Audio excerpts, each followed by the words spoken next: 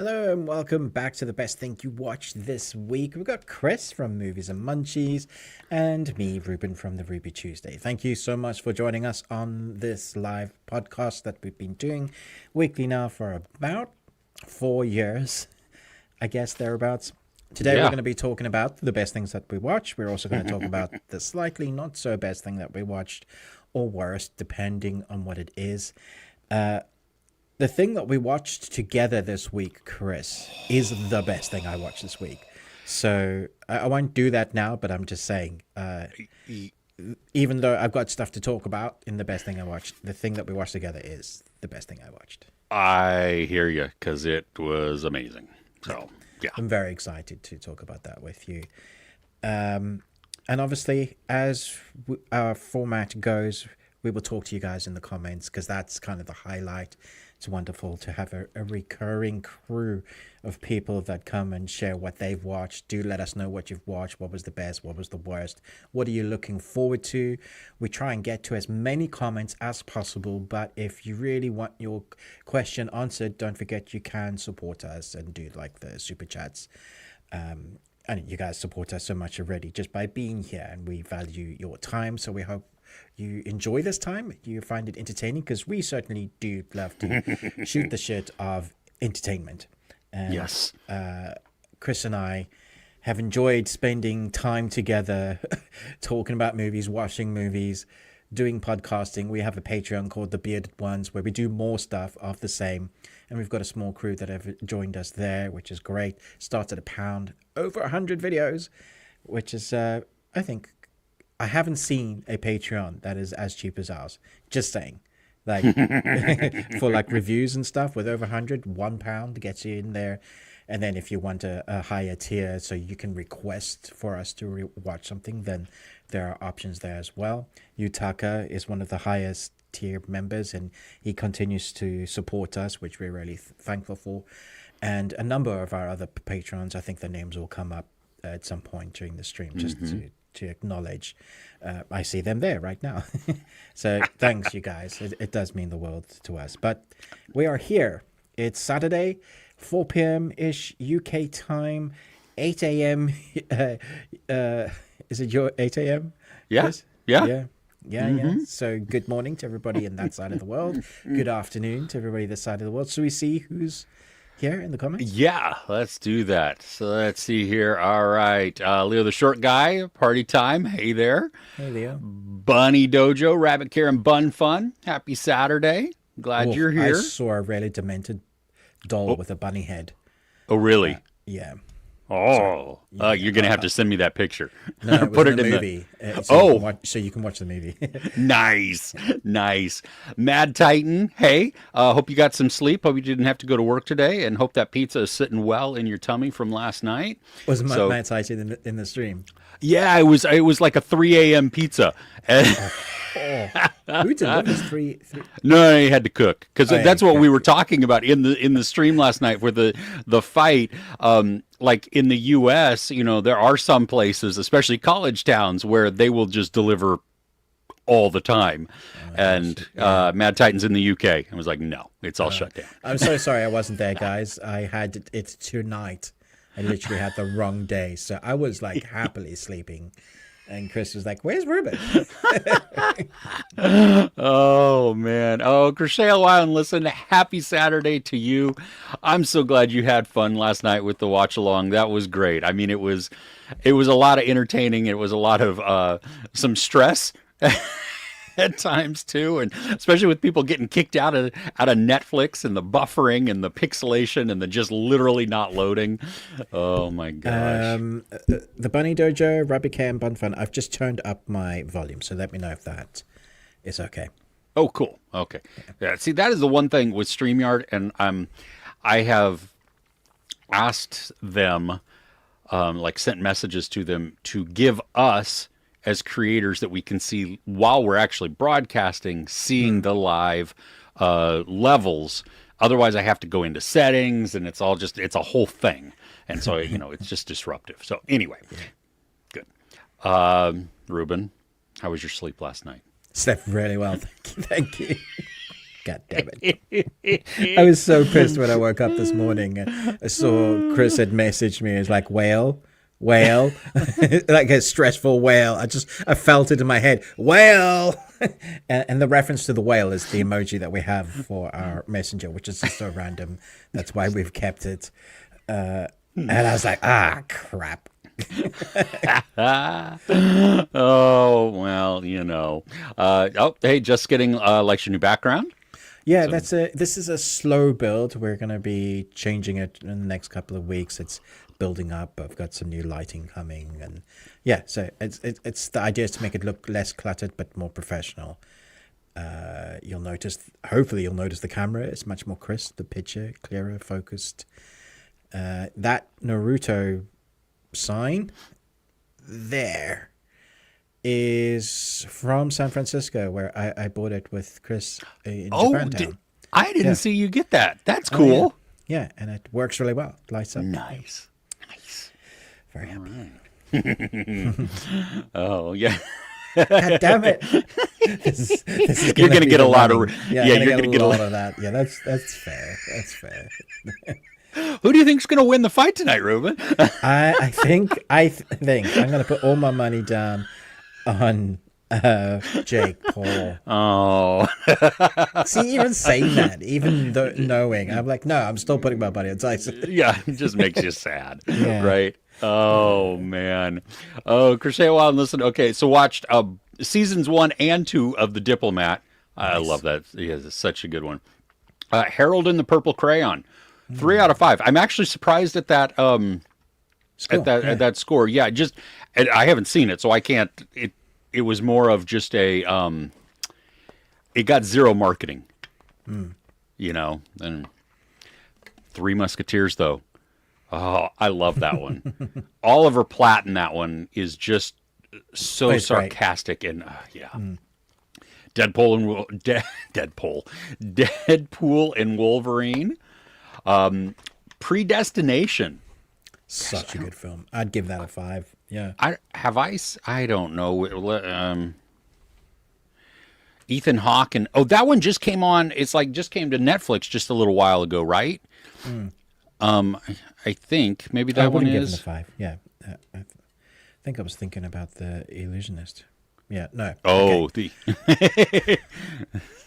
Don't know why I thought of that. Yeah. Predestination. Ethan Hawke. 4 to 5. Yeah. I think that's general. Okay. I'm gonna have to watch this. Okay. Cool. Yeah, I'm definitely going to have to see that. And then Cross, season 1. See, I started Cross, and I just didn't get to finish it, but Aldous Hodge is awesome in this. Did you start it, Ruben? Yeah, that's the worst thing I watched this week. Oh, okay. Yeah. See, I didn't finish it, so I don't know, but I was digging it. I was enjoying him. You were? Too. I've got so many bones to pick with that series. Okay. Sharath, hey, how are you? It's been a minute. See, it's okay. You're back now. Good to see you. Hope everything is well. Hey, Sharath. Tough Cookie, hey. Glad you're here, too. And, there we go. Okay. So, nope, I think, let us know if Ruben is still a little low, but you sound fine to me, but that doesn't mean anything. But that doesn't mean anything. Yeah. So, cool. Okay. Ruben. I will move it a little bit closer. Okay. Yeah. Okay. Should we go into the movie quote quiz? What do you think? Yes. Yeah. Okay. So last week, nobody won. This is a running theme. Yeah. So I don't know. Does that mean I'm fired? It might mean I'm fired. I don't know. We'll see. Ruben and I can discuss. Maybe Ruben for a swap. I don't know. So the answers, though, Monty Python's Life of Brian, which I know you got that one. Yeah. Number 2 was Stigmata, which is more random. Yeah. Have you ever seen that? Yeah. Okay. I saw it once, like when it came out. So. Yeah. And number 3, Saved, which I did just recently watch that. Really? No. That I think you would appreciate Saved, actually. No, trust me. Yeah, coming from background. Yeah, no, as somebody who knows you, knows background. and knows this film and just recently watched it, Yeah. I think you'll appreciate it. Okay. Cool. Yeah. So it's not what you think. It is, but it isn't. Yeah. Okay. Are you ready though for? Everybody's like, "What the crap are you guys talking about?" Are you ready for this week? I don't know. Okay. Well, probably not. Okay. We're going to start out with an easy one. You Okay. gonna put them up on the. I'm going to put them up on the screen as well. Yes. Nice. Okay. He's a sparring bot built to take a lot of hits, but never dishing out any real punishment. Okay. Got first one. Okay. See, that was a softball Nice. there. Yeah. Yep. That was it, yeah. Okay. I'm going to give $1,000 to the man who brings me Howard Cosell's toupee, dead or alive. Okay. A little more obscure. Yeah. Finally, let them make the mistakes. When your enemy's making mistakes, don't interrupt them. They're just giving you an out. They're giving you an out. Just giving it to you. Take it. Say thank you. Yeah. Cool. I got 1 out of 3. Okay. So there you go. Let us know in the comments, and then we will give you the shout out. Or if nobody gets it, then I mean, we can scrap it if people are not enjoying it anymore. this is true also. Yeah, there's everything is fluid here. We can So- put something else in its place. Who knows? Yes. Ruben, what's your question? Okay. Not counting Rocky, what's your favorite boxing movie? Not mixed martial art films, but boxing. Straight up boxing film. Oh, we were talking about this last night. Figured. Because like we were talking about like fight movies, and obviously Warrior Obviously. is right up there at the top, you know. And then Here Comes the Boom for different reasons, but it's just as Seriously, good. I might watch Here Comes the Boom more than Warrior because it's much lighter to watch. It makes me feel good. It's easy. Yeah, it is. It's easier to watch. I mean, Warrior is just devastating, but so good. Okay, The Fighter was really good with Christian Bale. Oh, yeah. Do we count Snatch? Because there's bare knuckle boxing in it. No. Oh, come on. Okay, it's centered around a fight. Movie. It's the bookies. Yeah. Yeah, what? That's the whole thing. It is. It finally ends up around that because Brad Pitt's got a Snatch. Okay, Snatch. I'm going with Snatch. There we Snatch. go. Yes. Yes. Okay. Wow. What about you? Not Snatch. Not I mean, Snatch. as much as I enjoyed it. Okay. Snatch as a boxing movie. Have you ever seen Raging Bull? I have seen parts of it. I don't know if I've seen the entire thing. Okay. Is that yours? No. Oh, Depressing as heck. But I Okay. just wondered. okay. Fair enough. Reading Mad Titan's suggestions, very, very good boxing movies. Real Steel, love that. Million Yes. Dollar Baby, Mm, brutal film, so good. Wow. What's up, Hillary Swank from $1 Million Baby? Yeah, You she don't- was phenomenal. You didn't like the movie? Me? No. I was quoting Pitch Perfect. Oh, right. Of course you were.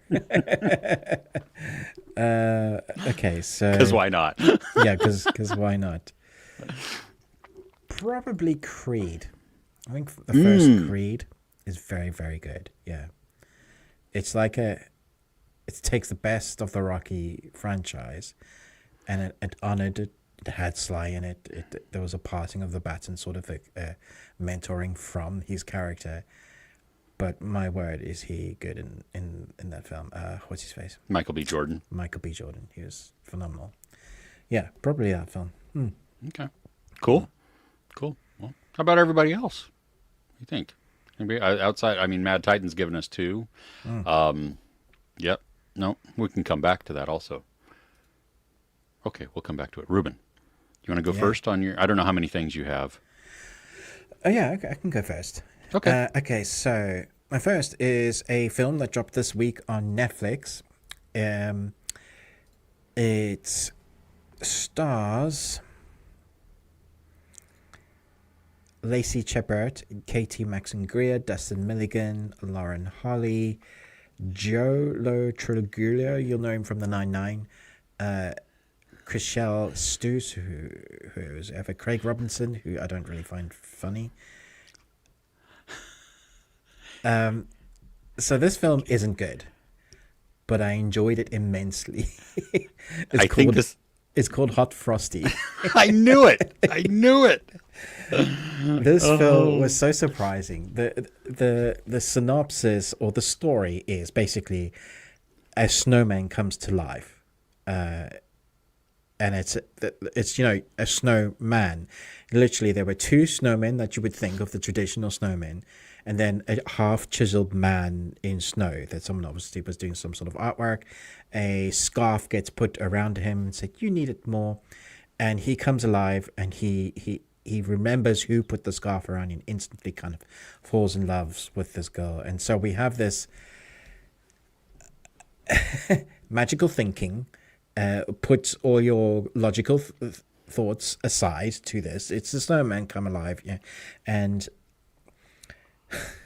this film has oxymorons the whole way through. So, in one hand, you have a really not tongue-cheek, but like cheesy Christmas movie, like all the things that you would want from a Christmas movie that is a Hallmark, straight to DVD, bottom of the barrel sort of film is there. Like you have these little bit of actors that are, have done their rounds in TV series, maybe a movie here, and then they come together to make a Christmas movie. And yes, it has all the cheesiness that you could want.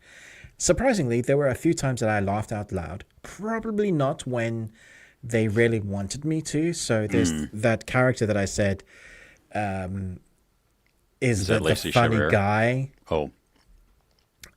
Craig Robinson. He's Sheriff Nathaniel Hunter. His whole storyline I could have done without. Like it just, it was redundant and didn't need to be in there. He's this sheriff that wants to be bigger than he is and is vying for power, and so whatever. His storyline is so forgettable. Like I was just like, why? Detracts from the romance from a woman that has lost her husband through cancer. So it's quite a sad story. So she's locked herself off. She's quite, she's only thinking about work and that sort of stuff. And then this fish out of water character, which I thought was a lot of fun, seeing a snowman. He's never experienced anything before. He's literally, 1 day old. We're not going to ask how he knows how to speak. He's a quick learner. He watches stuff on TV and then he can basically do it. So he becomes very useful around the town, which is a lot of fun to see him. Suddenly the townspeople, he's been there for like a couple of weeks. It all crescendos around a school dance, and it's a beautiful, fun story. The thing is, this guy is really good looking. He has abs on his abs. And there's a lot of the storyline that's centered around the middle class and elderly, I say middle-aged and elderly ladies ogling him and trying to get him to have his shirt off at every possible moment because he looks so good, naked. So on one hand, I'm thinking we've progressed so far where guys cannot do that to women. On the other hand, I was thinking, what the hell, man? Now we've gone the other way around, but nobody would dare say that that's not allowed because... So I was thinking to myself, that's so strange. There was just a train of thought that I was watching this movie going, yeah, the women are just using him basically to see he's so good looking. So they're objectifying him. If I were to do that, or if the movie was centered around a bunch of guys objectifying a woman in a bikini, it would be classed as like, you shouldn't be doing that. That film would be like destroyed on the internet. But I guarantee you no one said a thing about that with this one. It also could be I'm slightly jealous because I have one ab and it's round. And this guy... See, I have a keg. I don't have a six-pack. Come on. This guy has the body of a Greek god. So there's definitely some sort of jealousy there. However, At the end of the movie, I was happy. I was satisfied. It got me in the spirit and thinking. It's cheesy in all the right ways. It's fun in all the right ways. I do hate fake snow though, because there's it's a fake set. Like it's a street that obviously is used for 100 other different TV movies that is redressed for whatever they're filming, and the snow, like when they do Snow Angels or you can tell the way it falls and sits. There's a authenticity that's lost. So when you double down on snow because you already have a soundstage, the thing is, if you have a set on a street and you happen to have weather, it's great. But also having a guy that's meant to be melting all the time and actually being cold to us, the people being the cold, there's some authenticity that was needed there for me to go, okay, you're trying to make me put all this aside. I don't even know why I clicked on this, because when I looked at the thumbnail, I thought, this looks so bad. Even the Hot Frosty as the title, I was like, this looks terrible. So no way, as I'm saying, is this a great movie. And I'm not sure that I would be rewatching it every year as a Christmas movie. But I might dip in and on it, because there was a few times I laughed out loud. There were genuinely funny moments, heartfelt. The acting wasn't bad considering it's a, just TV movie. Yeah. The dialogue is often cringy, but sometimes really well done. There are some shots that look cheap, and then there are others that look great. So it's an oxymoron the whole way through. This came up in discussion last night, actually, during the fight, which makes no sense, but that's okay. In the stream of consciousness, it did work. And somebody was another YouTuber who reviews almost exclusively Hallmark movies. He was talking about this one, and he's like, it knows exactly what it is. And that's why it's okay. It's not great. It's probably not even good, but it's cute and fun for what it is. So I mean, that's exactly right. It doesn't try to be anything else than it is. And I'm so glad it did. But at the same time, it does have issues. But these movies always do. So well, yeah. And I mean, for me, rom-com, the bar I have is set low. I know, yeah. And I actually think you'll enjoy this one. In Christmas rom-com, come on. I'm like so even lower. Yeah, exactly. Okay, you just have to not annoy me. Really, that's all this has to be. Yeah. And So I thought I would start us off on a low bar, but as we're heading towards Christmas, it's nice to put that one in there. Nice. Okay. I'm actually surprised that you did click on it as well, because I saw the thumbnail and was like, thumbnail and title. I was like, no, I have no idea, but I did. And it kept me enough engaged for that minute, because normally there's so, vying for our attention, so much to watch. I think I'd watched so much crap that just pissed me off this week, like beginnings of, that I was just like, I need something that I know is probably shit, but it knows what it is. Not I'm expecting something to be great, and it's not. Yeah. Okay. Fair enough. So a glowing recommendation. It's not shit. Hey, see, that should be on the one of the taglines there. Hot Frosty, it's not shit. Oh man. Okay. Well, for me, this has not come out yet. It comes out. It premieres this week, and it's the second season of Peacock's Based on a True Story. I'm almost done with the series. I have 2 episodes left, and the premise of this show is that there is a serial killer in LA, and this married couple discovers who it is. He also happens to be their Kuko one. Yes, and Chris Messina and Tom Bateman. Yeah. And so in season 1 they start a podcast because with Tom Bateman, who is the killer, because that's the whole setup of this.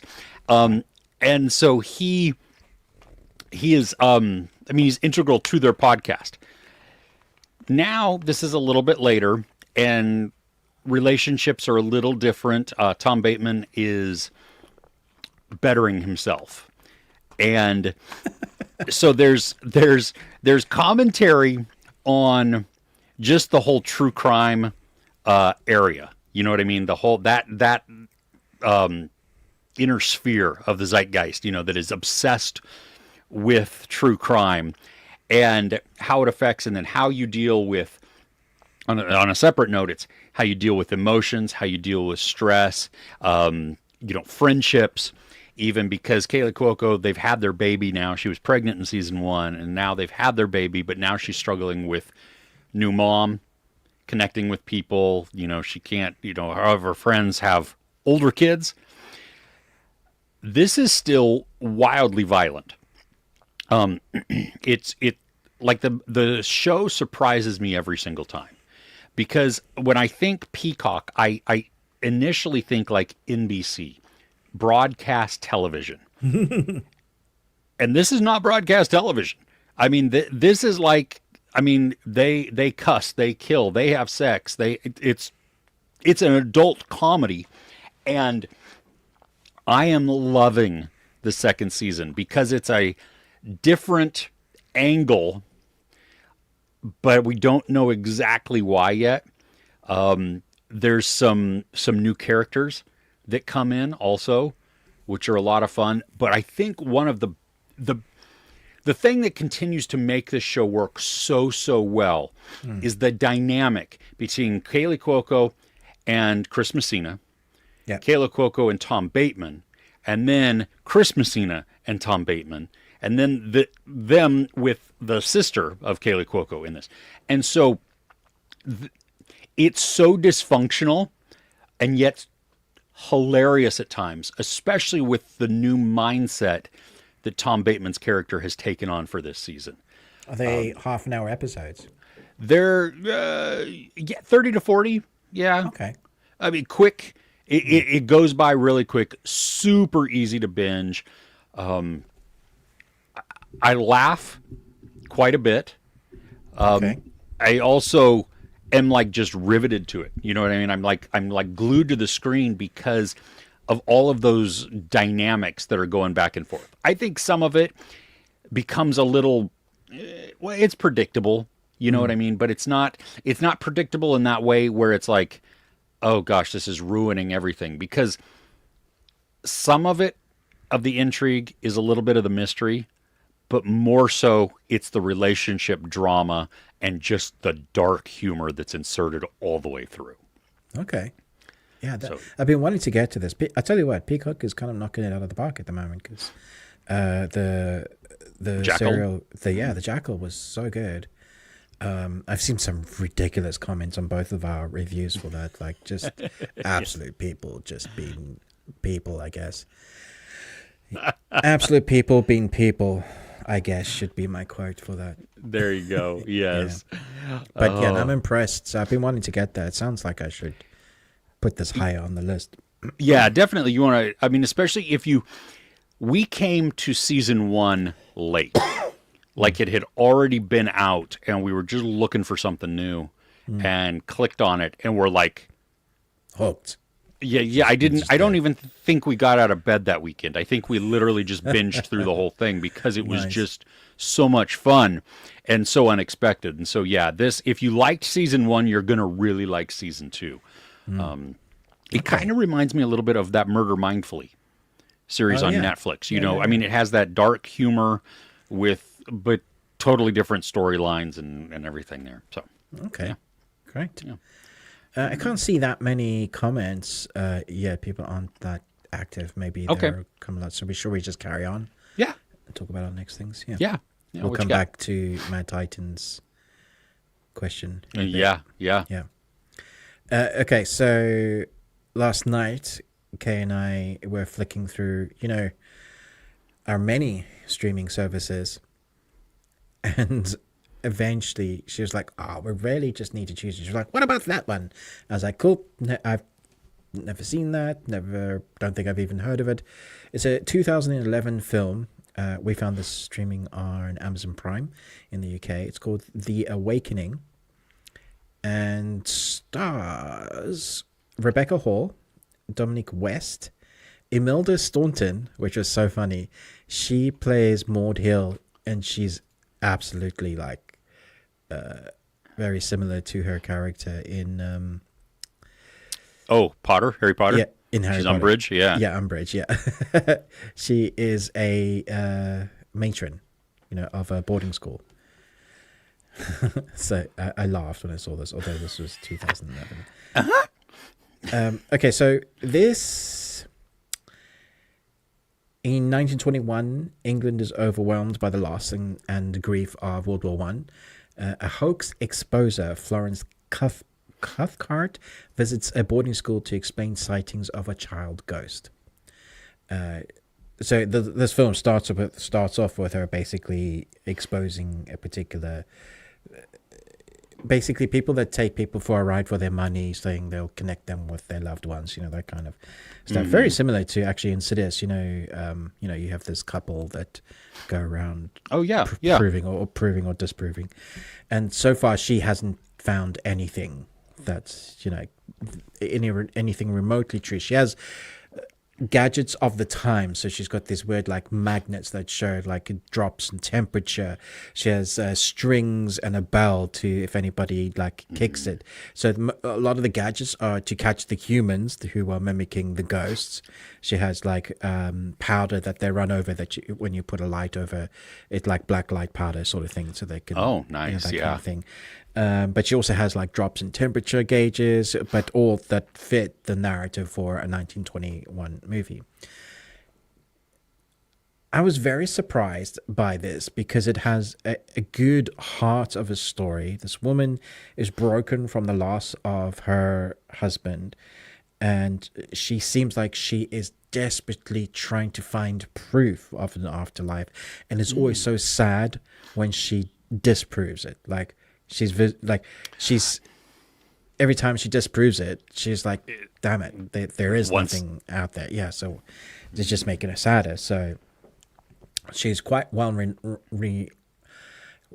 known. She has like she's written a book and people know of her, whether that's infamously or famously, it depends on the circles you're with. But for even a woman to be educated in 1921 of her standing, she comes up against a lot of like bigoted men still, like even her responding to a man saying, no, don't do that to the child, don't do this, like it's like women should not be spoken, women should not be, the seen not heard, it should be in the kitchen, all of that. Yeah, all of that was big, and so that plays a part to her character in this.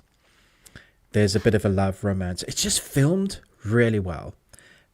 It's a grey England, sort of everything exactly how you'd expect to see, like what people think England looks like is what this film is, which kind of just plays into the stereotypes.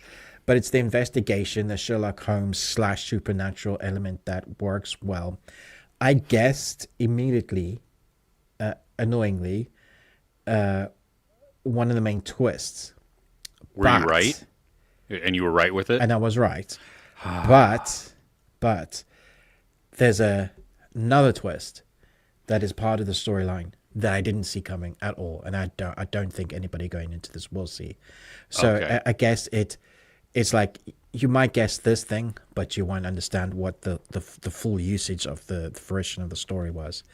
It had some things to say about the war and women, but mostly it focuses on the drama with the supernatural elements in it. It's not a horror. It has some jump scares, and it has some great uses of people running around the back end of the camera. Sure. Did I see that? But once the story's explained, it's a melancholy joy. You're like, oh yeah, I buy that. So the acting is good. This is like a little gem that I've never heard of anybody talking about. And it's like, oh, that's weird. They're good actors. It's well filmed, and surprisingly went through. I went through a little bit of a roller coaster. I was like, yeah, this is great. And I was like, and then it ended up with another high. Yeah. So put this on your watch list if you like supernatural investigations that have a bit of a heart to the story. Nice. Well, in the U.S., it's on Screenbox and Tubi. Nice. So yeah, To and be- then you could also rent it on demand. But Okay. yeah, cool. Okay, that's on my list now because I have not seen this. And it's British, so you know. Exactly. Which the whole gray part, that's Yeah. that's yeah. also what It's great. I'm there. yeah, exactly. Overcast, yes. Oh gosh. Okay. Well, next on my list, funny enough, is another second season of a show. This one is the Apple original series Bad Sisters. Okay. Now, I got to say, just as the caveat, when season 1 ended, I was like, cool, that we're good. Yeah, I remember you talking about this. You were like, "Yeah, it's a limited series. It's one and done." Yeah, there's no, they've wrapped it up. So I was very surprised when I saw the second season coming. Yeah, I enjoyed this a lot. The episodes are like 50-ish minutes. So chunky. And yeah, they are. And you basically have just this group of sisters who their parents are dead, so they are tight-knit and have been tight-knit for a long time. In season 1, they had to dispose of a body. I'm trying not to give spoilers for season 1 just in case you've never started the show. I haven't yet, so okay. I'm going to. So all the time I have. Yeah, exactly. There you go. Well, so that becomes the central, the focus of this, of the sisters, their relationship, and what this dead body has to do with them, and in building investigation. Season 2 picks up 2 years after season 1 ends. Okay. And so we're following a different type of case, and I gotta say, I did not expect fully what some of it came to light. I mean, like, you begin to suspect a couple of things here and there, and you're like, oh, okay. But then other things that still have to do with that element are like, oh, well, I didn't expect that part of it. The humor is still dark comedy. Sometimes very biting, very cannibalistic between the sisters. And I had said in my review that actually for this as a weekly release, this might be something better from a mental or emotional standpoint to watch as a week to week, because the sisters got to be too much at times. Like, you have a lot of the same types of interactions going on, where somebody gets mad at somebody else, and then it's high emotions and explosive, and then we move over here to something less explosive, more comedic or something like that, and then we go back, and so it does that a lot. Yeah. So that can be a little bit much. The thing I did not expect in this, though, is Fiona Shaw is new to this season. She's the one who's Mrs. Dursley in the Harry Potter movies. Okay. Yeah, she's great. So, yeah, which you don't like her in Harry Potter. Through a lot of this season, you do not like her. Okay. But she is so dynamic. And, I mean, she steals the scenes that she's in because she can command them so well and just create such a presence for the character that you're like, oh, whether or not I like you at this point in time is irrelevant. I am enthralled with what's going on in front of me, And so the mystery part of it works well. The sister camaraderie as a whole works well. This is an angry show, I would say, because not only do you have the sisters sometimes infighting or at least insulting each other and everything else, even though there is a common love and a common bond there. In other relationships, like the investigator from season 1 is now in season 2 also, and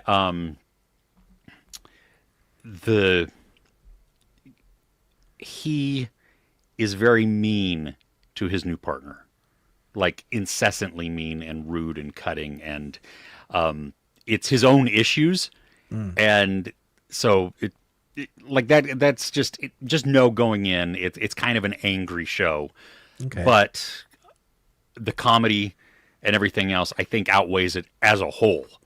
But you may want to take it in smaller chunks instead of binging it like I did. Okay, moving lower in my list. Oh, so there you go.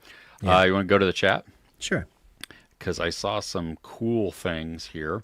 All right. Let's see here. So first off, okay, so Cross, going back, not as good as the books, but and Ruben will apparently get to this in a little bit. And then I've seen rumors. I have not. This is I guess a new series on Prime and Tubi. Maybe it's a Tubi show I don't know. It's on Prime in the U.S. also. It doesn't look like it's a Prime show. It doesn't look like we need to. Yeah, I wish you hadn't. So, yeah, there you go. I don't know. And then you saw Red One. Mad Titan saw Red One, and yeah, I have seen nothing but terrible reviews on this. It's been different though. The critics, terrible reviews. Audience, enjoying it.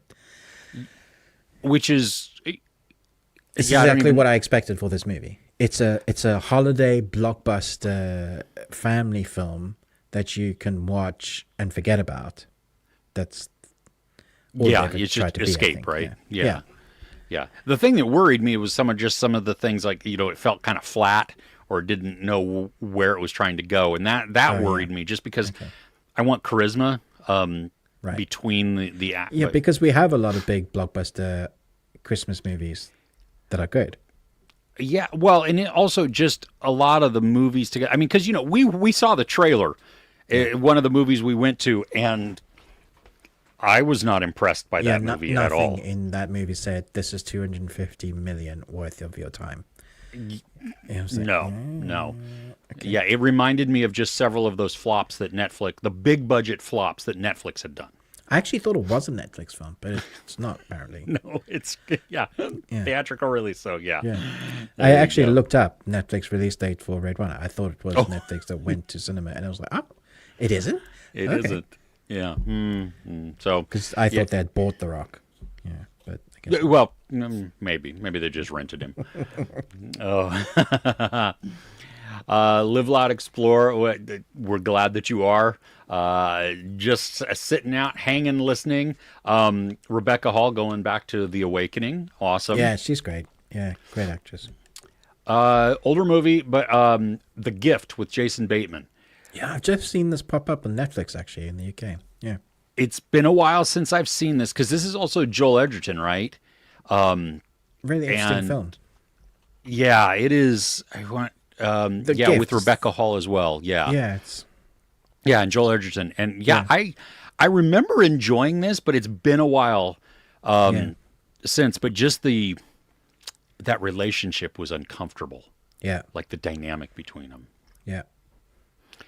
In the U.S., it's also on Paramount Plus. All right. So nice. Yeah. Toy. Let's see here. So crochet a while and listen. The Expanse 1 and 2, seasons 1 and 2, and then your 8th grandchild being born. Holy crap! That's a big family. Awesome. That's awesome. Congratulations. Yeah. I love it. The rating 100 out of 5. 100 out of 5. Yeah, of course. Well deserved. Yeah. Oh, that's so good. Yes. Well, that's what a great bit of news there. We need some of that happy stuff. Rumors, not a series. Oh, that's funny. A new movie with Charles Dance and Kate Blanchett. Okay. Let's see here. I don't know what this. So this is the one. Oh, it comes out here in the U.S. in December 6th. Oh, so I don't know. At least not here in the U.S., but that doesn't mean that it's not out in the like UK and stuff. What was that on again?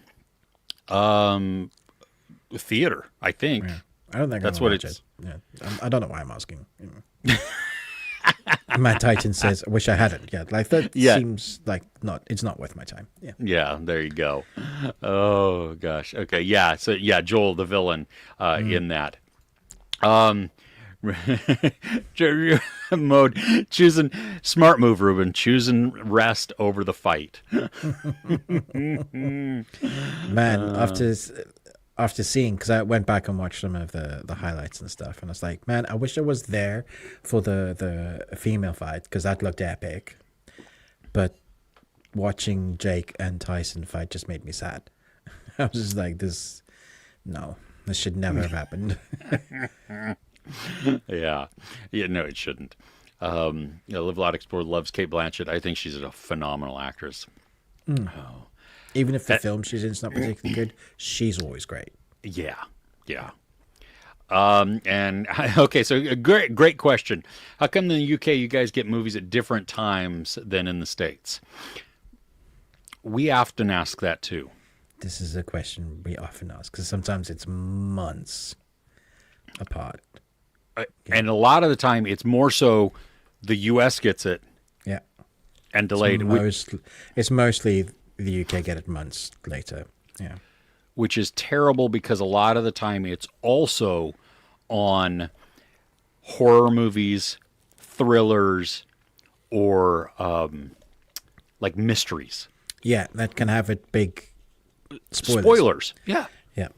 Also, by the time it comes to the cinemas, they wonder why it doesn't do well because it's been out on Blu-ray and 4K and streaming already. Everybody's seen it because everybody's either VPN'd it or downloaded it illegally. So, yeah.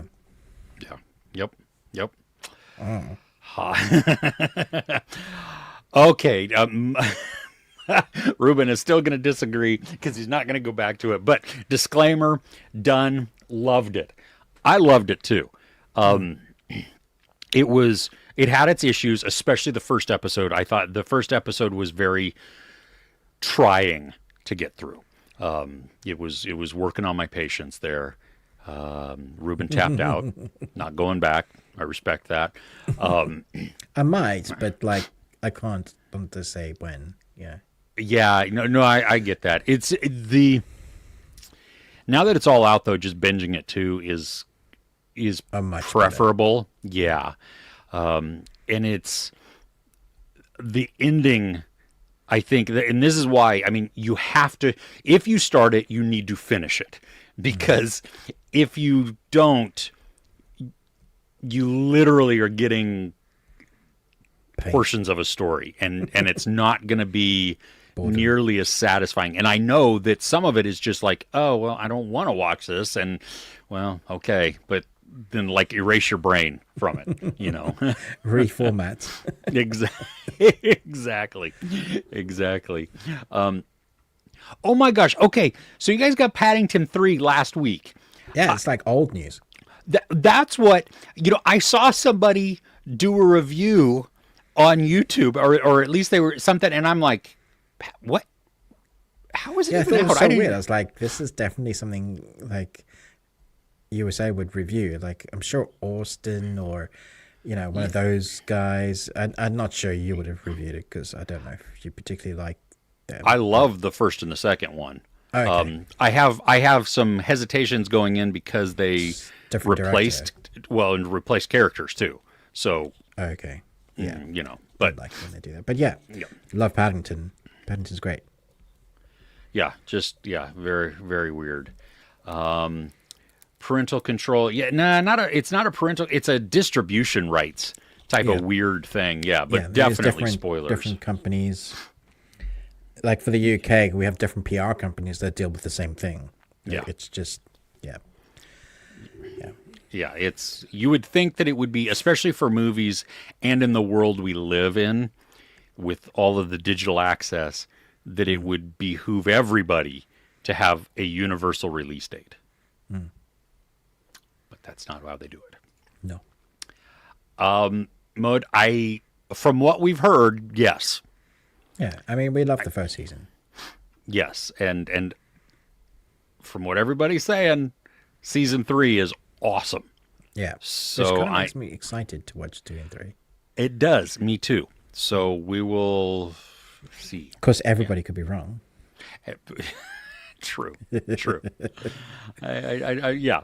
How do you poke the bear? Like Yeah, that. exactly like that. Oh gosh. Okay, Ruben, what's next on your list? Yes. Okay. Next on my list, I'm a bit late to the party. I'm sorry. But I ventured out to the cinema this week and sat in the cinema that was half full by myself, eating a hot dog that was too long for the bun. The bun. So, and then the bun was like soggy, so I got rid of the bun, ate the sausage, which is fine, and I watched Heretic, and man alive, what a film! My expectations were already raised, like from your reviews and how you guys had spoken about it last week. I tried to entice my wife; she's having none of it. And so I was like, "Cool, I'm gonna go watch it," and I was just thoroughly impressed with Hugh Grant. Like, even if you don't like this type of film, Hugh Grant's performance in this was mesmerizingly, authentically creepy. And he plays this guy that knows, he's that guy that door-to-door people, especially if you're a religious door-to-door person, you're knocking on the door. He's that guy that you hate to meet. So, like, you know your stuff, but this is the guy that's got your Bible, whatever religion you're in, and got all like the strips down and like knows the ins and outs of it. There's this speech that he does on religion where he maps everything out and has all the connectedness of all the religions. And it's a really powerful moment, and I know for a fact that it's true, because so there's an authenticity to the creepiness of this movie. But I'm so glad that the internet sometimes is good, because I didn't have any spoilers for me. I didn't find any. Yeah. Nice. And the second half of this movie could massively have been spoiled. Yeah. Which it wasn't. So, like, try to avoid it. If you haven't seen it, I urge you to go and watch it, because the first half of this movie is basically setting up the second half of the movie. And that sounds obvious, but you understand that when you're watching this movie, you're watching a conversation from different angles, clever camera techniques, like you were mentioning, kind of in and out. But everything you see is creeping you out more. And what I hate, but is also brilliant, is whenever the camera zooms in close behind our characters, you want to see what they're seeing, which you don't get to see. You also want to see what's behind them, because you're sure something bad is about to happen. And it's a clever technique that's used the whole way through. Well, Hugh Grant is seemingly a really, really nice guy, except everything about him says he's not. He's the type of guy that you know is a serial killer, but you can't prove it, right? Because everything he's saying is nice and friendly. I'm a really nice, likable serial killer, and I'm going to dismember you, but would you like a cup of tea first? You know, very proper. It's that sort of vibe that he gives off. And I want to see Hugh Grant do way more like this, because he's got it, man. Like, because of his comedic timing, he was funny in here that with moments that wasn't funny, just the way he was delivering lines that made it funny in a way like you shouldn't be just saying that blasé, like, or like, no, sorry, you can't leave now. You know, just the delivery of how he delivers some of those lines. Creepy, that makes you giggle going, oh hell no. But there were genuinely scary moments as well. Like the second half of this film, I was just like, that is creepy. I don't like that at all. There's a supernatural element to this film that I wasn't expecting. But I'm not going to go into anything, because that's spoiler territory. But I was just like, there are moments that kind of touches on classic horror moments, noir horror lighting settings, incredible dialogue paragraphs that you must have had to, deliver, along with two phenomenal actresses who were actually in their life moments. So they were like, hiring them as the actresses to play Mormons. There's a believability about them as being Mormons trying to change you. And I guess that comes through because they used to be, so they really know how to act the part, get the mannerisms down, all of that. I have a couple of I used to have a couple of Mormon friends, and, they're normal people for the most part, much like Christians are normal people for the most part. For the most part. But it's a really interesting, if you take it just on a theological, the story about the heretic, you take it just as face value as that, it's a really interesting watch. And it brings up some really interesting talky talk parts. So like afterwards, you may well talk with whoever you watch it with about like, oh yeah, it's one of those thought provoking. But then there's the really fun side to this movie. Camera techniques, the house itself being a character. I was not expecting that. Fantastic film. I could go on talking about this film for ages. Yeah. I loved how disarming he was. Hugh Yes. Grant, you know what I mean? Like you were talking about he's creepy. And then he smiles because he understands that he's upsetting them before they've fully acknowledged it. And so he can then take that step back and be like, oh, okay, well, here, how about this? And just every step of the way. And I think he was the perfect choice for this role because of all of his experience with the rom-coms. I agree. Yeah. I really want to watch this again. Like, I'm excited to see it again. Yeah. Yeah, nice.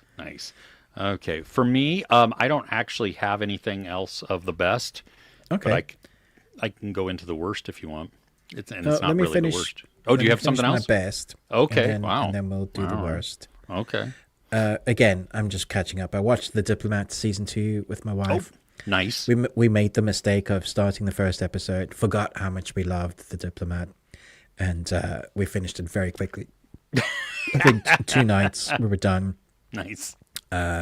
So glad it's been picked up for a 3rd season, because Yes. as much as the 2nd season was a cliffhanger, the 3rd season, good Lord. I did not see that coming. It's got such a great... the actress that plays the Diplomat, I like how she's intelligent, but also flawed. Like, she doesn't make she's highly intelligent in the conversation she's having, and normally she is the smartest person in the room some of the times. But sometimes you'll notice she makes a mistake.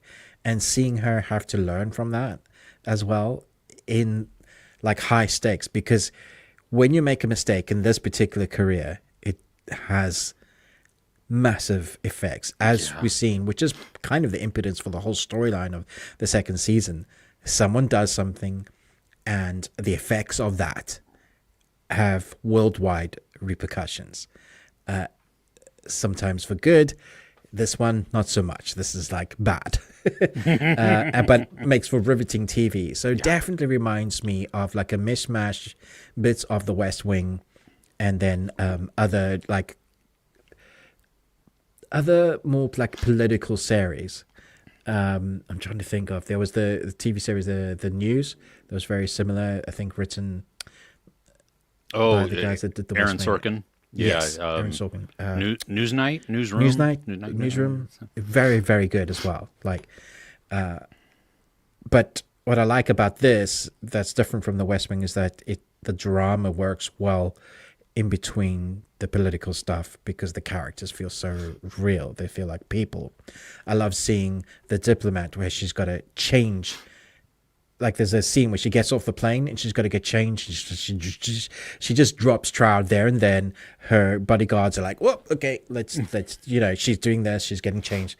It's just a very real character for the situations in the world of politics that's just unbelievably stupid, having to look a certain part to do your job, all those kind of things that are written so well into her character. And yet she's also being groomed to be VP. That is like from season 1. That's kind of like she doesn't really want to act like a VP. She's got a job to do. Don't make me think about those things. So it's a really interesting dynamic. This 2nd season flowed so quickly. I was just like, man, I wish there were more episodes. I like the turnaround of her husband, because season 1, he was definitely almost like the villain, the guy we hated. Season 2, you get an insight to how his life was like with her, and how he might not have been the biggest villain that we thought he was. There's much more depth to him. I actually felt for him this time around, which I was not expecting. No. It's nice to see them give a character much more depth. Yeah. And I think that's what we saw a lot of characters introduced season 1. Season 2, there's depth given to them, which I like a lot. There's character development in relationship status, but also in status of what they're going in and about with their government positions. Things change very quickly, and that it's just riveting TV. So good. And Rory Kinnear too. Like, yes. Yeah. You hate him through so much of the show. Oh man, like, but he seems like as close as you can get to the real thing. And well, that's but I loved also that there is a point where perceptions are given the opportunity to be different. Because you know what I mean, because just of everything that we see transpire. And so I don't know. I love seeing who has power over the people who have power, because she's like, sit down. And he's like, and shut up. And you're like, if he does that, who is she? Yeah, no doubt, right? I mean, the power behind the man in power, right? For sure. But that's always like, that's authority. Yeah. Respect my authority. Yeah. Oh, nice. Okay, you want to do your worst? Yeah. Okay, go for it. Cross is my worst. And let me just put a caveat in that. I've seen 1.5 episodes, so that's as far as I've got. Okay. So that means nothing almost. But the reason why I had like some real like filmmaking, editing issues with it. There's a moment at the beginning of where there's been a death that is the impetus for the whole series, really, for what our character is. This film, the series, suffers with identity crisis as well. So it wants to be a serial killer TV series, but it also wants to have a political saying with the stories of cops in America, being violent. That is very much written in the storyline with this. So we have Cross, who is an African American, a black cop, and that is played. They're using that as to say something.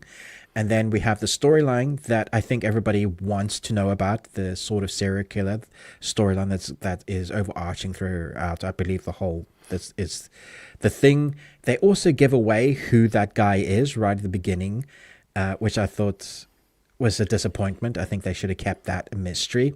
And then, as I was mentioning about the death, there's this moment where he's upset, naturally. I don't know why they do this at the beginning of series, but for me to care about a character, I at least have to know them. I've known this character for a minute, and the character dies, and now we're spending a bit of time on them as to like why I would care. I don't even know the Cross character, so I'd have no emotional connection to this. Some series and films do this, that they start off with a funeral.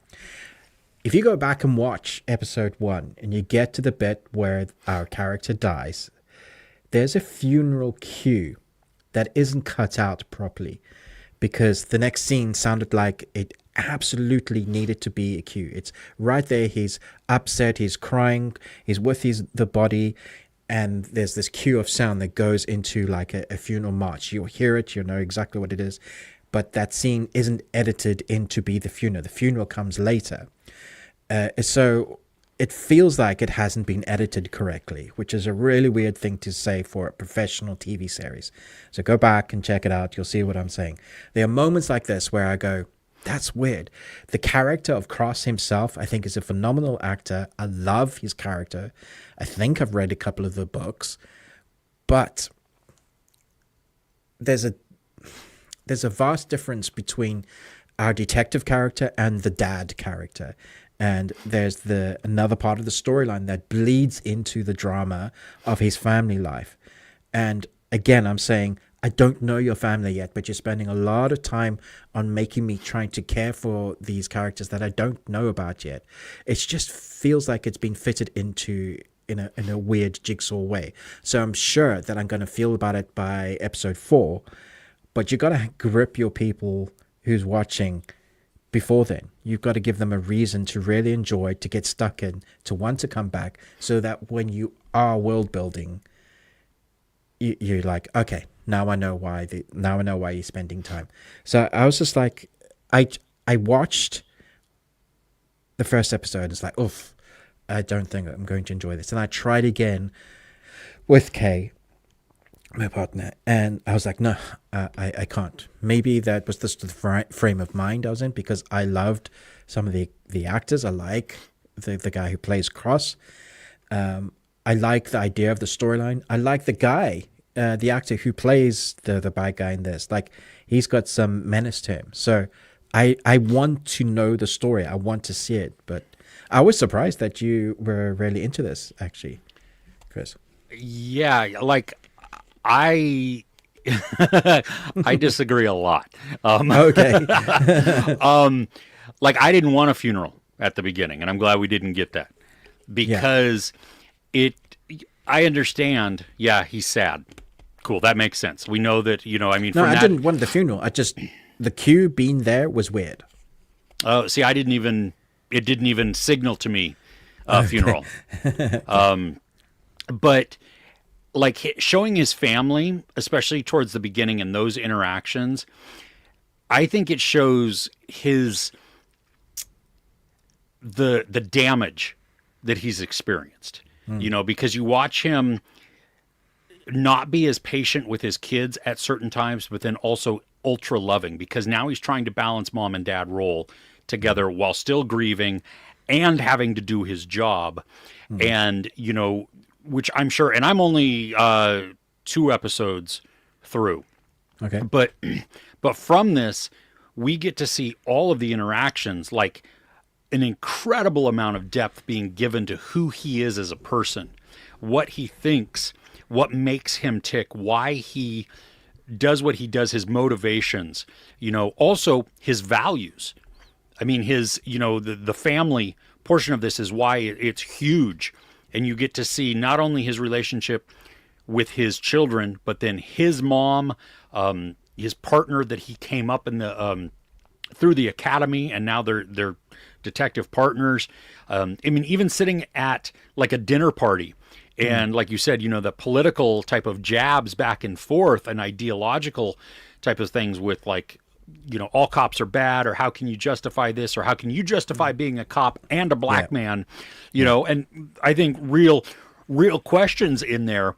And, but you also then get to see him, first off, how he's cool and collected, and then he's explosive as well.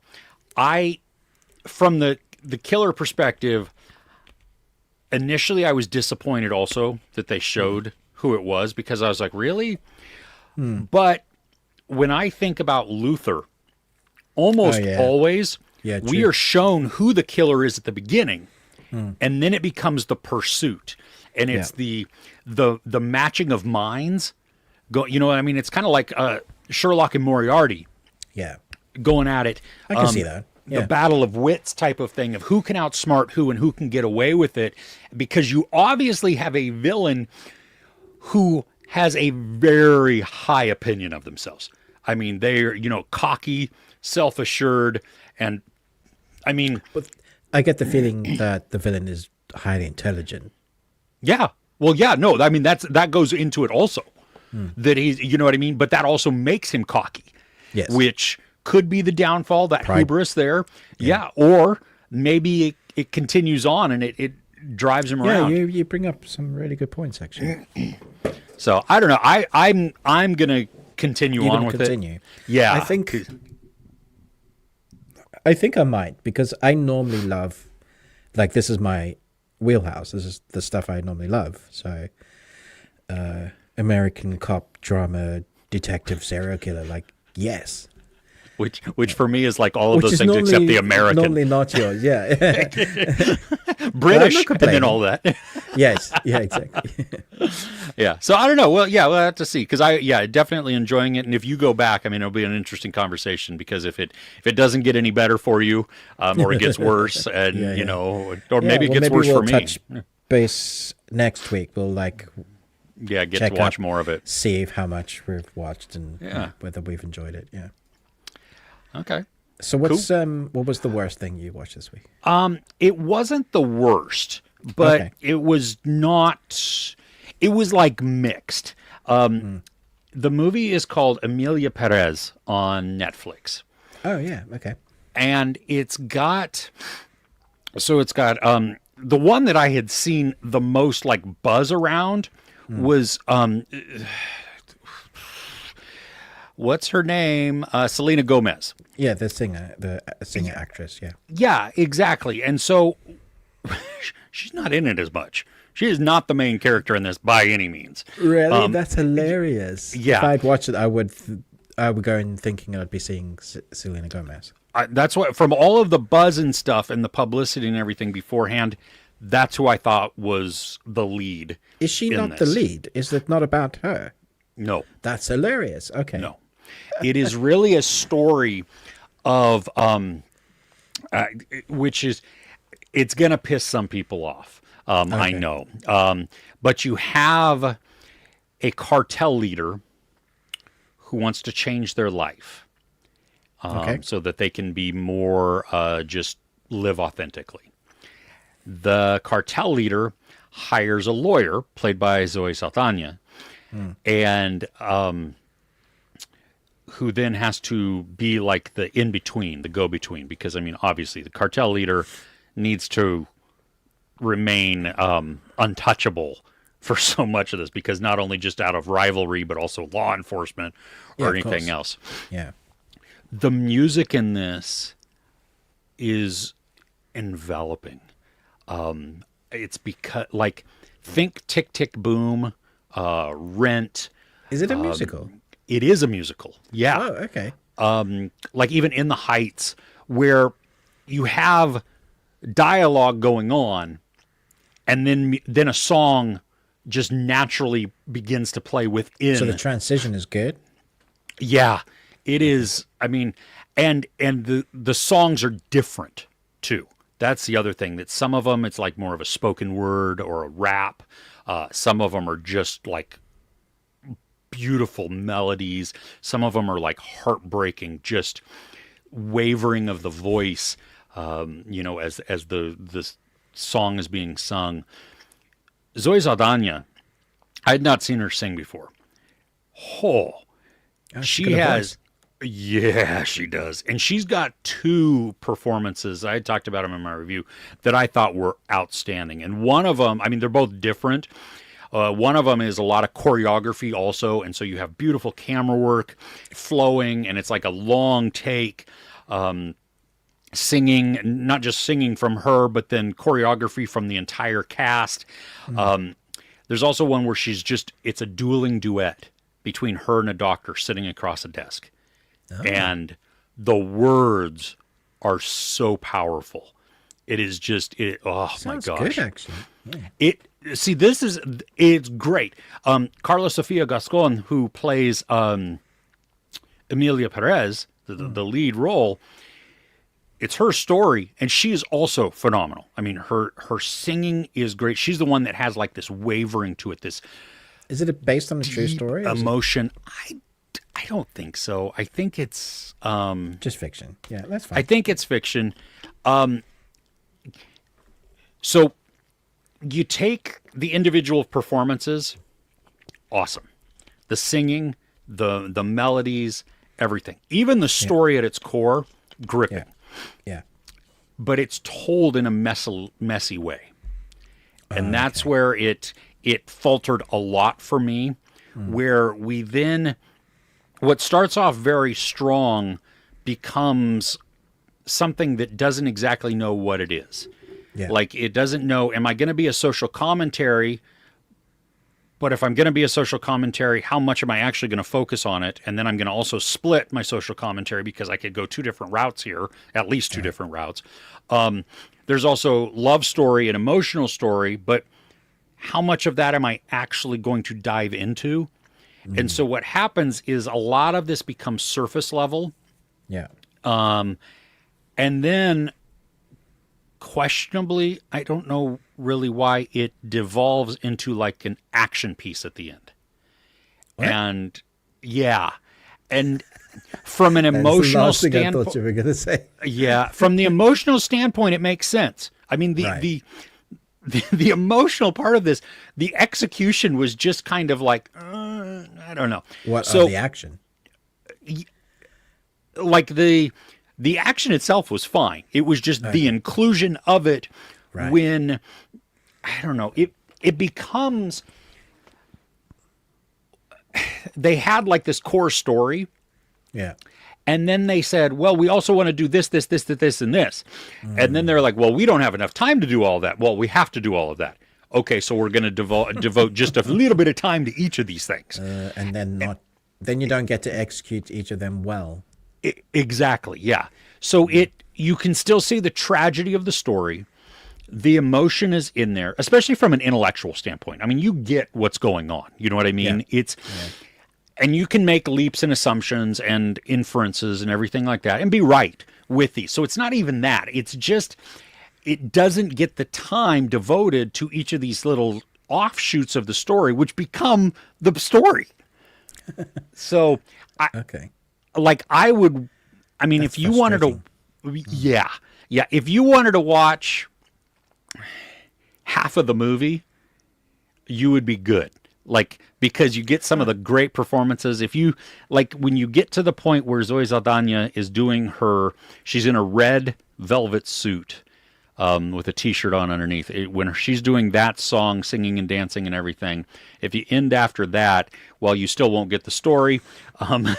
You know what I mean? You've seen some of the best performance parts in there. So, yeah there you go. That's it. You know. Wow. Yeah. Okay. Yeah. So, okay.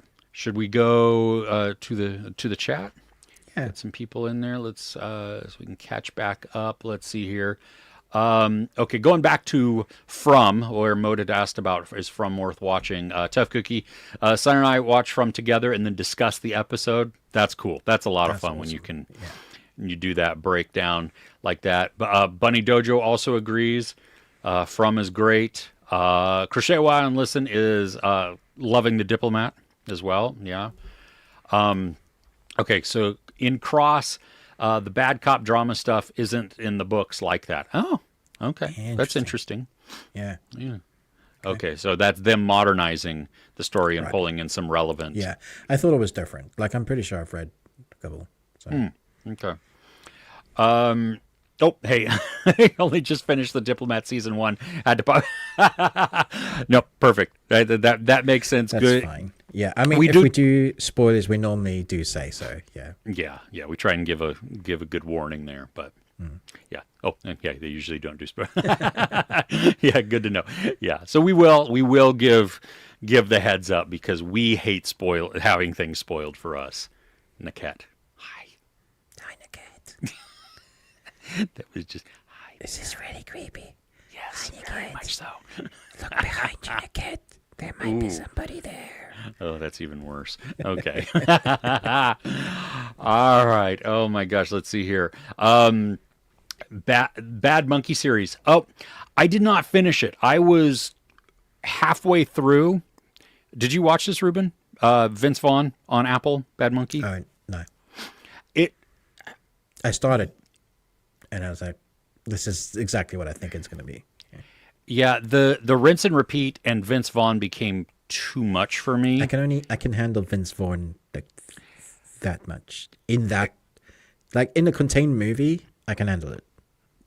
Yeah, this was I watched half and had to like stop because I was not enjoying the series because of him, and so I need to go back now and do less. The second half. Yeah, just like, and maybe not even that, but maybe I'll do split the second half up into 2 parts for me, and so. But that's good. Hey, Glad you enjoyed. did you get to watch the second chunk of Arcane?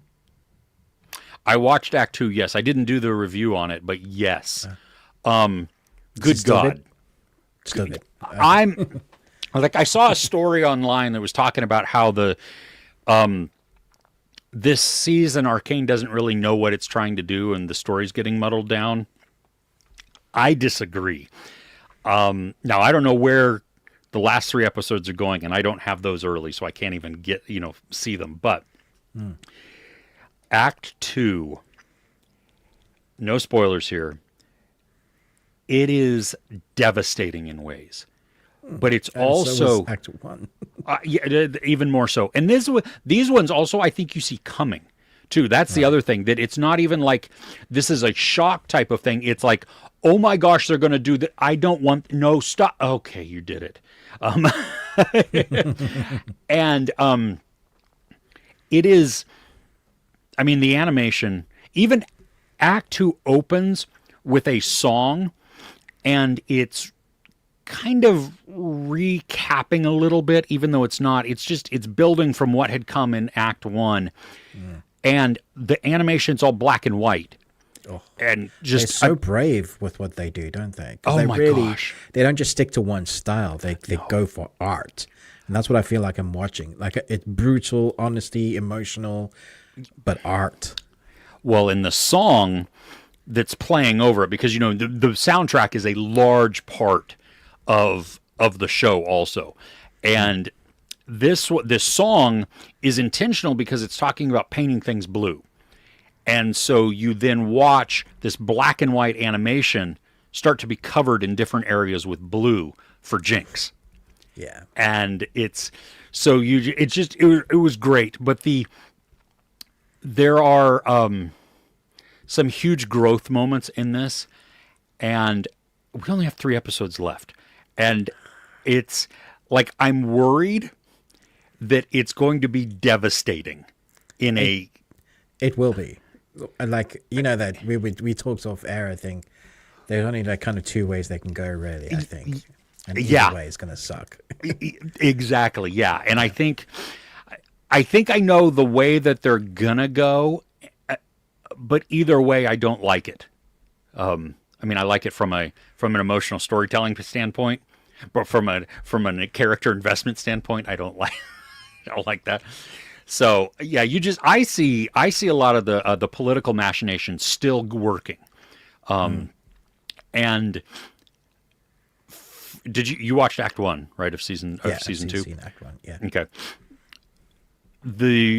What with Victor and what's the other, Chase? Is that the anyway? I'm not gonna get into it. Anyway, yes, it's really good. Definitely and I mean, there's a flashback scene in this, and in Act 1, they did a flashback scene in like one animation style. Yeah. Here, it's childlike, hand drawn, painted.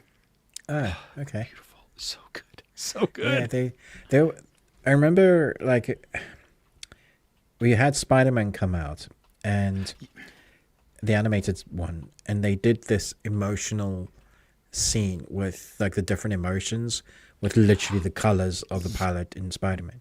Bleeding down the walls. Yeah. And then we saw Arcane, and they took that to a whole different level, because they do the same but like characters have specific tones and very much like paintings. And then Act 2, Season 2, Act 1, they really started to delve more into that. So by the sounds of it, they do much more of that in the next 3 episodes.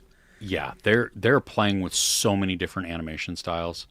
It is just and drawing the emotion into it through. So it cost $250 million. I believe it. You can see it. I mean, you can see the quality. And for once, it feels like the money is well spent, right? Yeah. Yeah. As if you do the same and take Red 1, which cost $250 million, and you're like, Well, and so much of that went to actors. Probably the cast, yeah.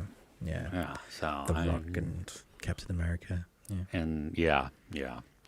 So, okay, Thurin just started binging Penguin. Oh, you're in for a ride, a dark ride. Ella wants to know, is the Prime series Edge of Sleep any good? I have not heard of this. I don't know what that is, so I'm sorry to say. Let's see here. Let me look here. Season 1 is, I guess, maybe out. Who's in this? Do I even know anybody that's in this? Mark Fishback, Leo Tipton, for Eve. I don't know any of these people. This is, Yeah, I don't know. When a night watchman finishes his shift at work, he's terrified to discover that everyone in the world who went to sleep the previous night has died. That's a good premise right there. Now, in a band of survivors, he must stay awake and uncover the secret of this global epidemic before they fall asleep. Oh my gosh, Freddy got all the powers. Yeah, I'm very intrigued by this now. That's a really interesting premise. Is it new then? I guess so. Let's see here. It came out, October 15th. I'd never even heard of it. No. There's been no. Is it English or American? Americanese?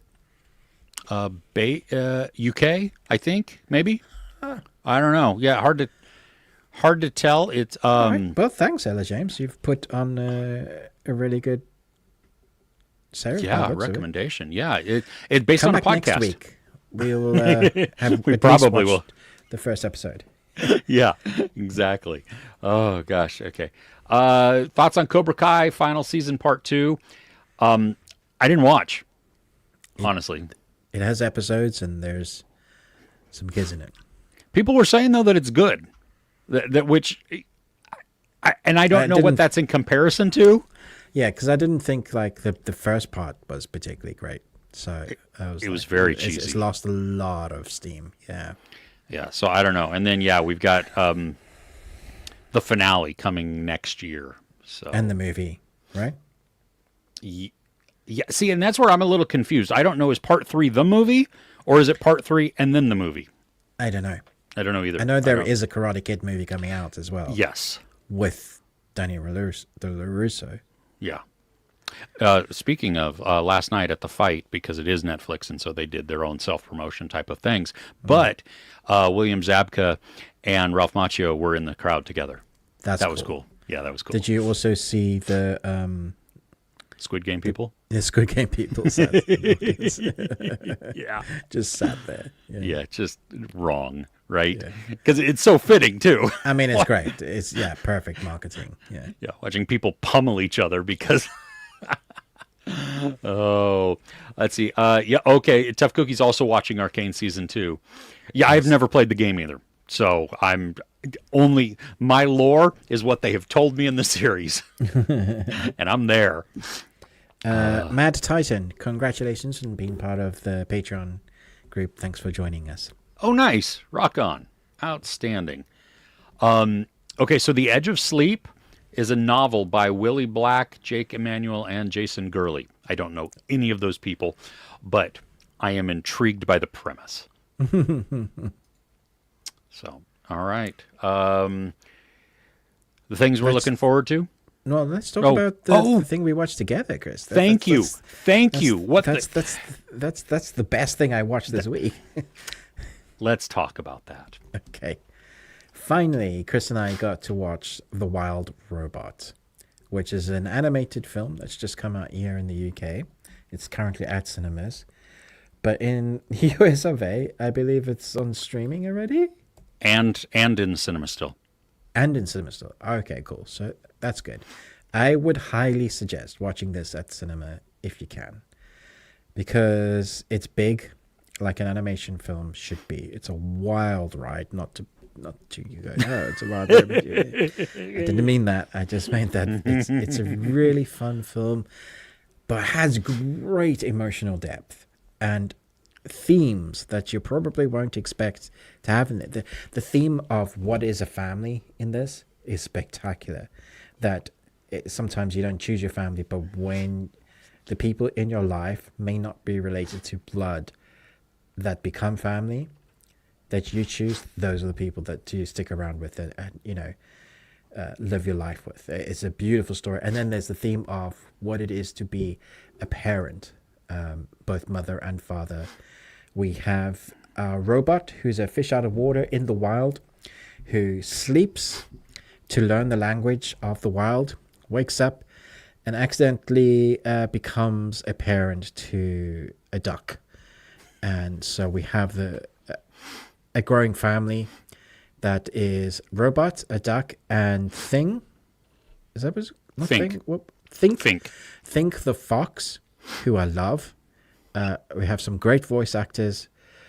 The only thing I wasn't massively enthralled about was the ending. I thought it was going to go another way, and I think that ending would have been better. Anyway, 99.9% of this was a 5-star movie for me, at least. Yeah. I agree. I mean, the animation It's so unusual as well. It's different. Yeah. it is because portions of it feel painted. Yeah, like the fur. I was talking with Kay. Of like the fur for the creatures looked like fur. Yeah. Not individual strands, but like clumps, like movement together. It felt very painted, but real. Yeah. Yeah. I mean, so I laughed a ton in this. Not like belly laughs. It was all these chuckles because it was just, I mean, visually, it was funny. Yes. With all of the little the animals, their reactions. Trash pandas, man. Oh my Trash gosh. pandas. Oh, dude, they wreak havoc. Just like, oh, that's accurate. Yeah, so good. Oh my gosh. Well, and then all of the little the possums, the baby possums. Oh my gosh. Let's teach you how to play dead. The first time we see them play dead was I did laugh, like almost belly laugh, because it was just like I also like the possum mother. Oh yeah, She's Catherine just O'Hara. so done with being a mother. She's like, there's a moment. It's in the trailer, so it's not giving anything away. But you think one of the kids have been killed, and is not, and comes back, and she goes, "Yay!" She's just like, okay. She's so she's not slept in years, sort of thing. She also calls one of them the wrong name, and they're like, "That was the other." Your other, the kids, and she's like, "Oh, are you sure?" Just like they've just become interchangeable and stuff. Yeah. But so okay. So each time I heard a new voice, I'm like, "Oh my gosh, wait, what?" So go ahead. No, I was just saying the voice cast is fantastic. I mean, Matt Berry is he's Matt Berry. I mean, yes, he's Matt Berry. Yeah. Oh, he gets a moment too where he gets to like strut his stuff towards the end and gets to shine. It's so like we knew it was coming. It was built up from the beginning, but cleverly written so that you totally are on board for it. Yeah. Yeah, exactly. But the emotion within this movie is so powerful. Like me and my wife were watching, and she was also doing some other things, so she was not like fully engaged in the movie, and I wasn't sure how much of it she was actually. I mean, she was watching, and she'd chuckle here and there and stuff like that, but not fully. And then at one point, towards the middle of the movie, it's coming.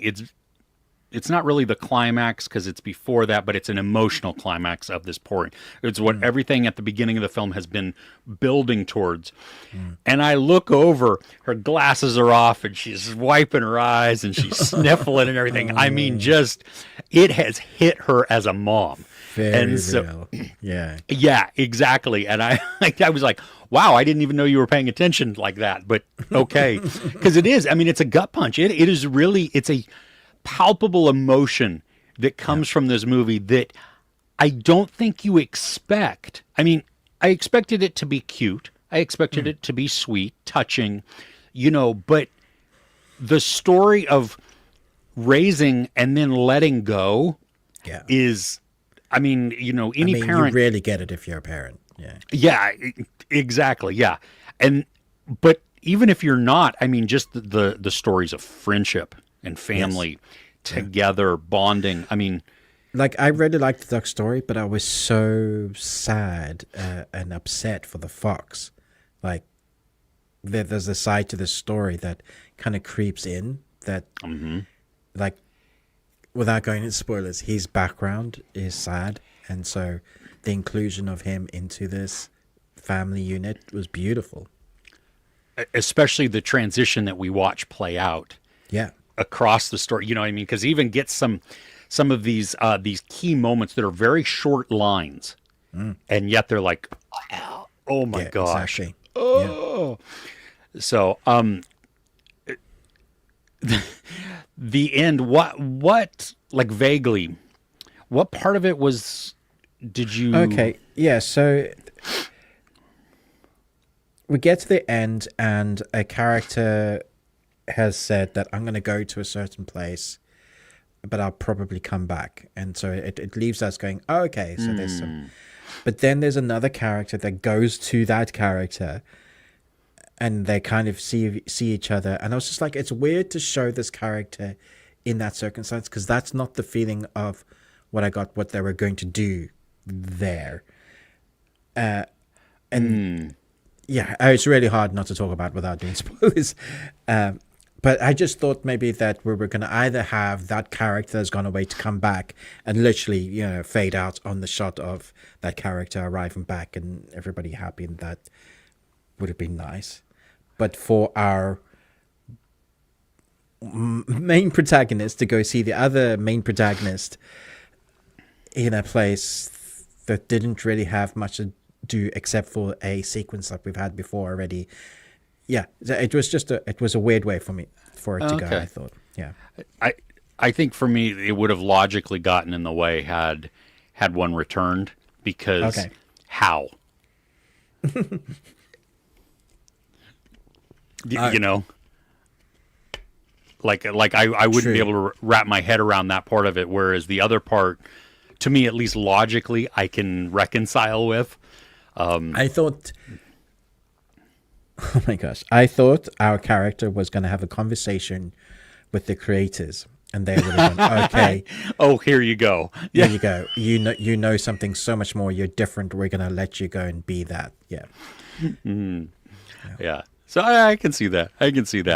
A lot more story than to be told within there. But this dude, blown away. I mean, I know that everybody that had seen it was like, you need to go see this movie. You need to watch this. Yeah. Yeah. I mean, just to give you an idea of the voice cast, if you didn't know, Lupita Nyong'o, Pedro Pascal, Kit Connor, Bill Nighy, Stephanie Sue, Matt Berry, like we said. Bill Nighy was so good as well. Oh, yeah. Ving Rhames. Mark Hamill had very few lines, and the one line that he does, like the first one, is like, wow. I didn't know that it was Mark Hamill. I was like, that's so great, because normally I can tell. He was the bear, and just so excellent. Good. Yeah. And Catherine O'Hara, I mean, she was the mom of the possums. The possum mom. And brilliant casting. I think the only thing that would have been better is at some point then have Eugene Levy in there also. That'd have been so good. But we already know that she played Possum. Yeah, she was the mom possum in Over the Hedge, wasn't she? And pretty sure she was, Eugene yeah. Levy was the dad. And he was in that. Possi- Yeah. yeah, I think. Is that right? I don't know. I don't know. So, yeah. Anyway, that yeah. If you've not seen it, hugely recommend. Yes, definitely worth watching. Yes. All right. What we're looking forward to? Sure. Cool. I have actually. I know we're trying to limit these, but I have a couple that I'm really excited about. Oh, go for it. I have next to nothing. So. Okay. So Wicked comes out this week, part 1. yeah. I see it tomorrow. Nice. I'm really excited as a fan of the As a fan of musical. Everything Yeah. about Wicked. Yeah. Yeah. I'm still not convinced that I'm going to be okay with waiting a year for an intermission, but we'll see. And then, which I'm curious at how well this is actually going to do in the U.S. because I don't think he's nearly as well known here. But the Robbie Williams movie called Better Man, where they I don't think it's gonna reimagine do him well as a here monkey. either, to be honest. Really? There's a line of dialogue that he says in the trailer that says like I'm the biggest star. And I was like, yeah, 10, 15 years ago, maybe. Sure. Yeah. But now, this seems like a really weird time for this movie to come out. Okay. Well, part of the reason that I'm really looking forward to this is that it's what's his name? The director from The Greatest Showman. Yes. Yeah. So I saw that. Yeah. music, choreography, that type of thing, I think knows that. We'll see how the story actually is, and then go from there. Okay. But yeah. What about you?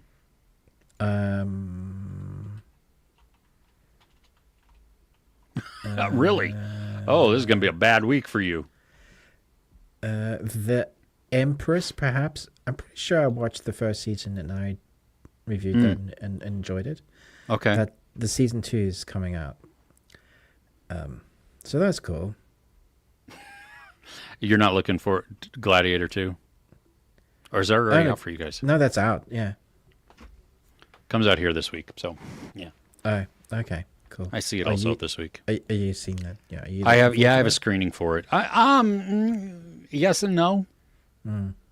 I've heard it's good, but not as good as the first one, which is better than I expected it to be honest. Yeah, yeah. You have a lot of people who. I mean, some people have said like it's kind of messy, but fun, like enjoyable, executed well. So I don't know. I don't. We'll just have to see. Interesting. Yeah. The Contestants, strangely, comes out at cinemas here soon. Which I don't understand that. Yeah. Because it's already been on Hulu, Yeah. and so it's been Also- available. Also, Conclave at the end of the month comes out. Really? Yeah. You know, we were talking about dates. Yeah. I totally you- thought Conclave would have been one that would have been here earlier. Yeah, because you and I saw that, like, 3 weeks ago? yeah. So Bonkers, right? that's weird. Yeah. Okay. Well. All right. Let's go to the Let's go to chat and then we comments. can wrap up. Yeah. Let's see here. Daniel LaRusso, Jackie Chan's character from the Jaden Smith Karate Kid movie are now in the new movie. Yeah. It's a weird crossover. That's weird, considering Yeah. that Jaden Smith was judo. But yeah. That's going to be. Anyway, Princess Becca. Well, thank you. I hope my wife thinks so also. Yes, the Wild Robot. Yeah, deep emotional core. Very. Okay, Bright Bill's a goose. There we go. So I don't know, a duck goose. What was the Hawk's name? He was so cool. Oh, that was Ving Rhames. That was Thunderbolt. Thunderbolt. What a great name. Yeah. Thunderbolt and lightning, very, very frightening. Galileo. All right. Ruben, you're handsome also. Where's you it go. come from? I don't know. But thank you. Black Cab. Oh, okay. So Ella James, I watched Black Cab this week also. But I'll get to that in a second. Retreat from 2011 with Cillian Murphy and Jamie Bell. I don't think I've seen that.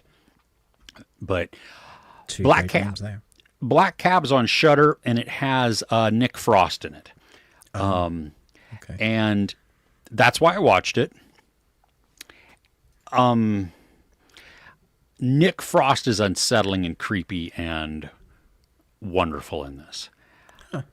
I just felt the story itself it had a lot of promise, but I got bored with it. Okay. I think more so because I was struggling to care about the girl that gets in his cab.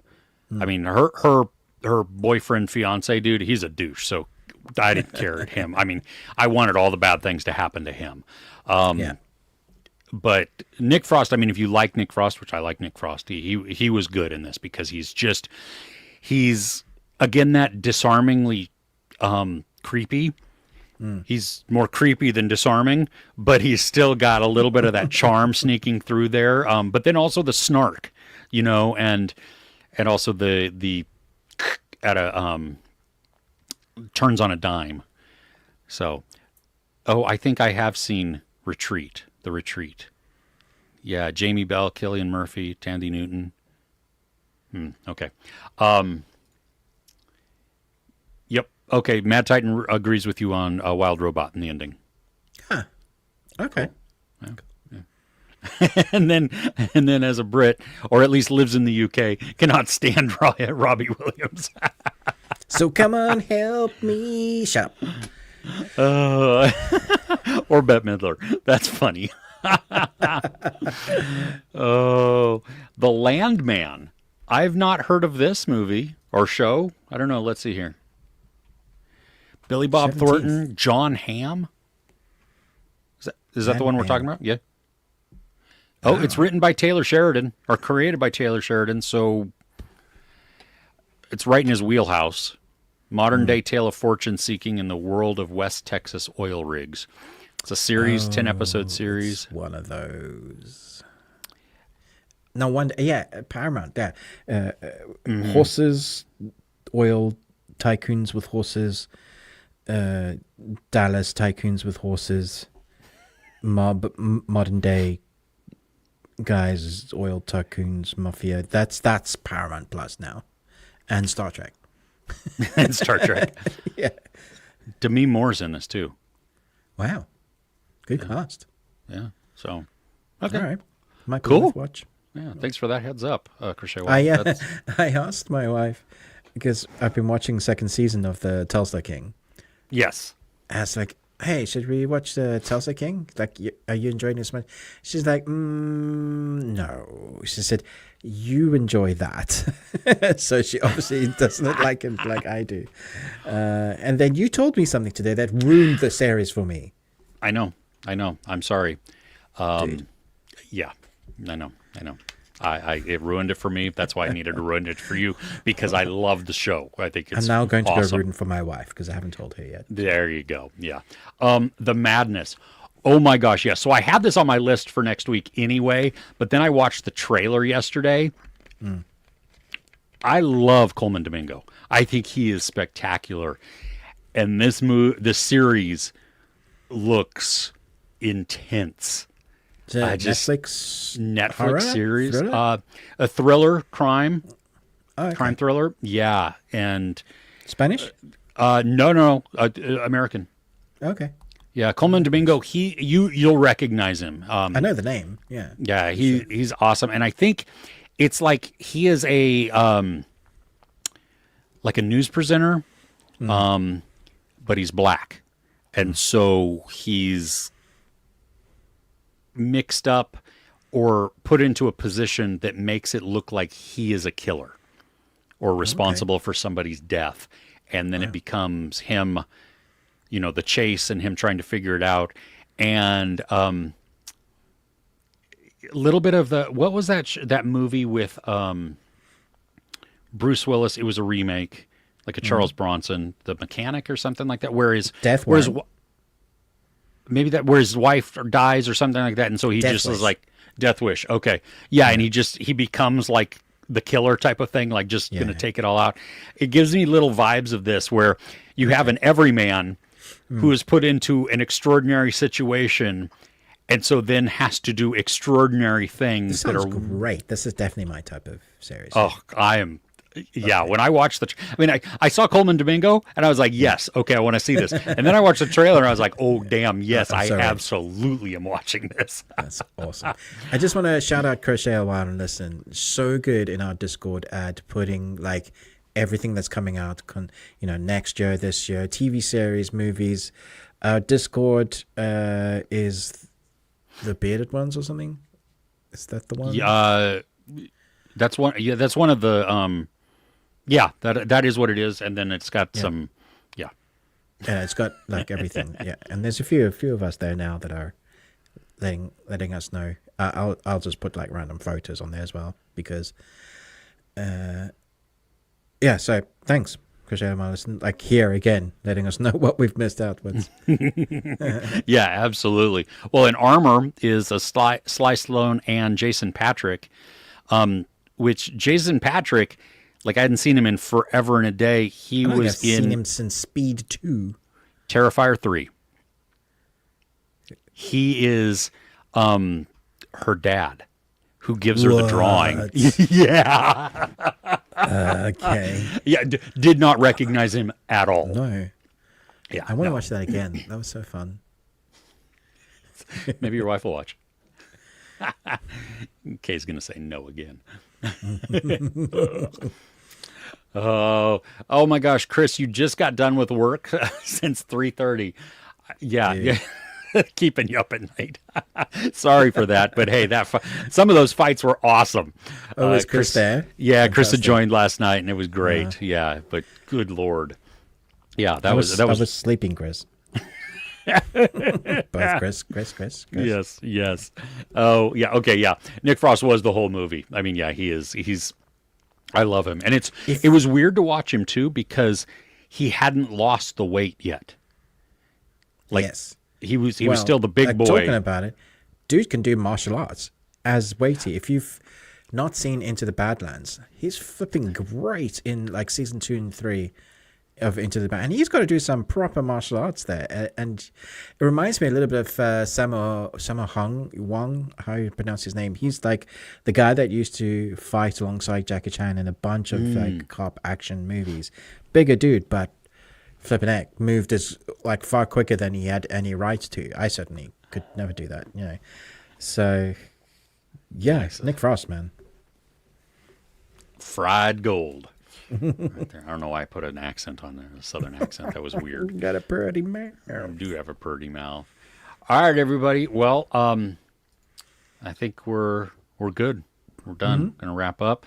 Don't forget that you can like, share, subscribe. That helps not only both of the channels but the broadcast as well. Helps other people it does actually find help. this. Yeah, that's one of the algorithm things with the liking.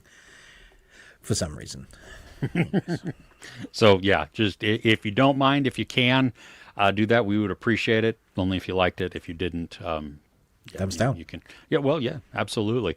Don't forget also, we have our Patreon opportunity. Patreon.com/thebeardedones. £1 gets you in there. It is over 100 videos, including nonsense, ratings, jokes, discussions, the whole thing. So there's a lot to be taken in there. There's also a couple that are free outside the paywall that you can just try it out, see if that's for you. Yeah, exactly. And we have a great little community there as well. We also have our the Discord, like Ruben was talking about. That thanks to Crochet a While and Listen for setting that up. You can talk about that. I don't think it's in this description. Maybe in Ruben's. I'll put it in, though, in the description afterwards. Let's see. Anything else? No, I think we're going to, we'll see you again next week. Same bat time, same bat channel. Bunny Dojo, yes, you have a great week. We appreciate everybody for hopping on. Mad Titan, thanks for coming. Thanks for hanging out last night. get some sleep again. We'll see you next week. All right. Bye. Okay, here we go. Bye.